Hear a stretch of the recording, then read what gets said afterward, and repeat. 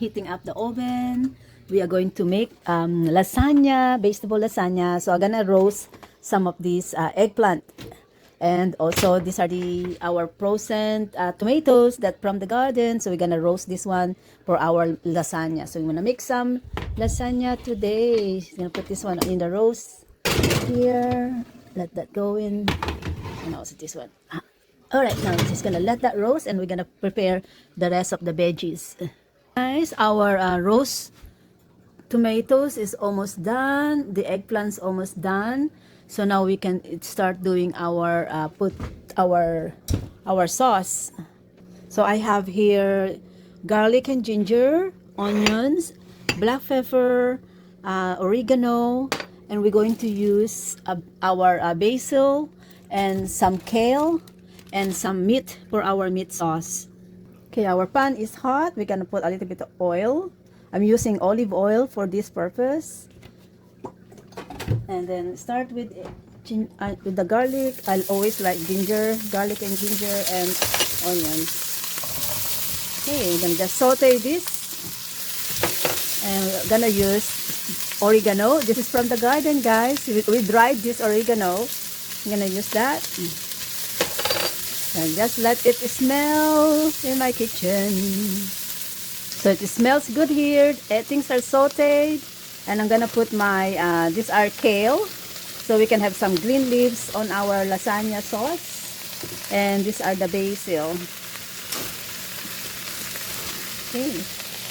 So now we're gonna put our tomatoes here. Okay, now we're gonna saute the beef. So we can cook this one. So we're just gonna basically brown the beef before we add the tomatoes. Okay, now we're going to add our roasted tomatoes. So we can make a tomato sauce. We're just gonna boil this one and then we're gonna puree it. So this is our tomato sauce pureed. Now we're going to thicken our sauce. I use flour here. So we're just gonna drop the flours to thicken it. Okay, once it's thickened a little bit, we're just gonna boil for about 1 to 2 minutes. And then we are ready to puree the sauce. And then we're ready to put our veggies together for our lasagna. So this is one here. So I'm gonna add a little bit of, let me try this one. Actually, this is so good. I don't even have to put in some tomato sauce. I bought this, but I don't think I need it, so I'm gonna skip it. So this is good enough. So these are tomato sauce from real tomatoes, from basil, oregano, and a little bit of kale for green leaves. Okay, so now I'm just gonna cool this down, and then I'm ready to puree it. Turn it off. So our tomato sauce is ready, and I changed my mind. I thought I want to puree it, but no, I think this is good enough. And I did not add any tomato sauce here. This is just from the real tomatoes that we planted and harvested and pressed. So now we managed to use it. So this is our lasagna sauce. Now we're gonna put them together. And this is our eggplant. We're gonna put I bought some mushrooms and some red pepper. And now this is our filling for our lasagna. This is from the garden. The snow peas from the garden. We actually have not mixed our pepper. Let's mix our black pepper first. And I also need to taste this one too for the salt, if it's good salt or not.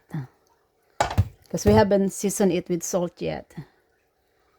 Okay, let's see. Actually, it's so good. So I'm happy enough with the sourness, and I'm okay without salt.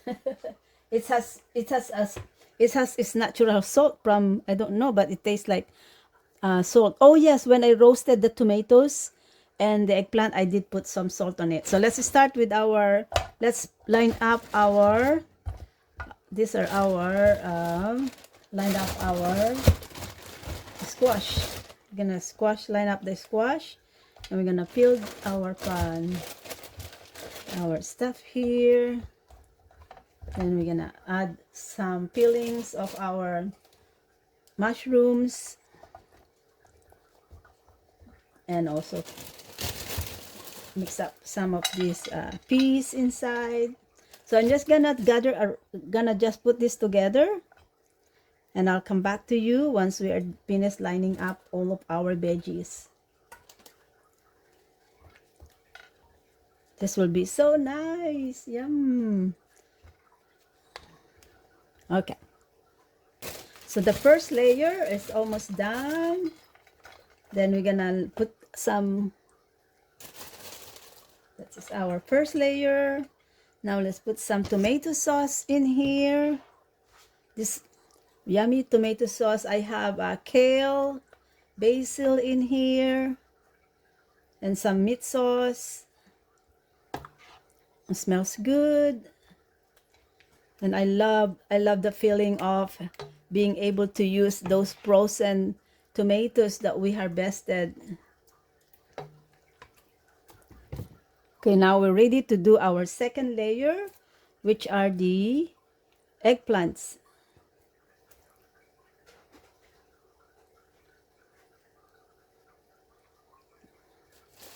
Yes, I'll use more of this piece.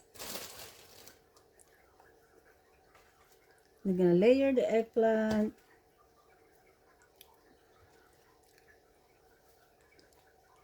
Then we're gonna put more tomato sauce, more veggie sauce on top.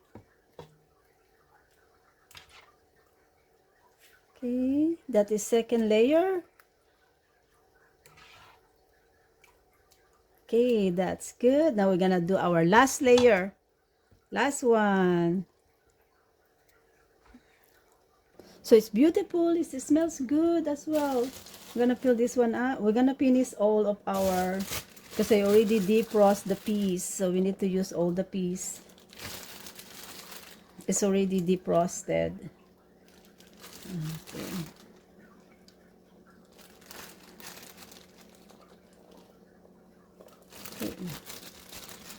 All right, I think that's good. A little bit of pepper.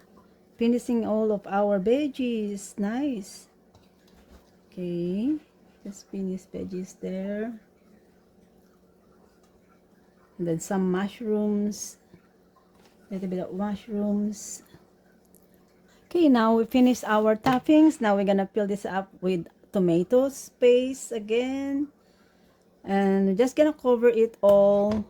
And then we're gonna peel it up, top it out with cheese.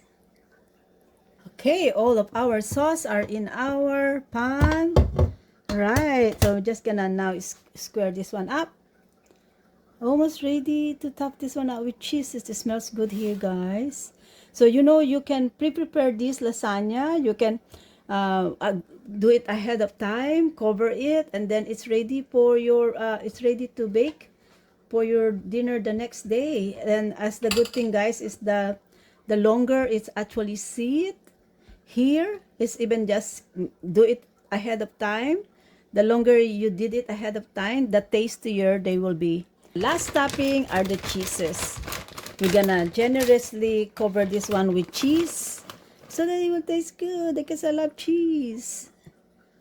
Yes, guys. Oh, you know what I miss with this one? The ricotta cheese.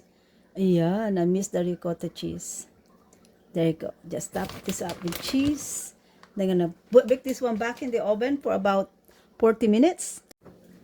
Gonna oven bake this one for about 40 to 45 minutes. There we go.